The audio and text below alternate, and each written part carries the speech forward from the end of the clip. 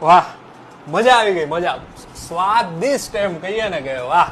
થોડુંક મીઠું વધારે છે, પણ એ તો હવે માર્કેટમાં ખરાબ મીઠું આવે છે, એમાં તારું શું વાગે, એટલે એ તો બેસ્ટ છે એમ. અને મહેમાન આવે ને ત્યારે આવું જ બનાવજે.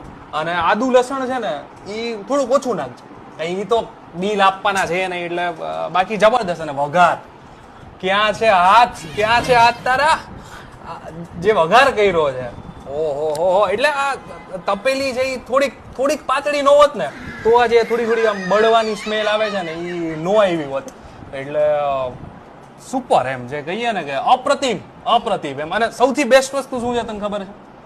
આ તે જે બટેટાની છાલ નથી ઉતારી ને, કેટલું કેર કરે છે તું.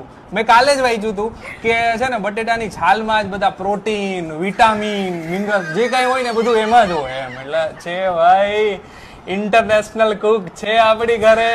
કેવું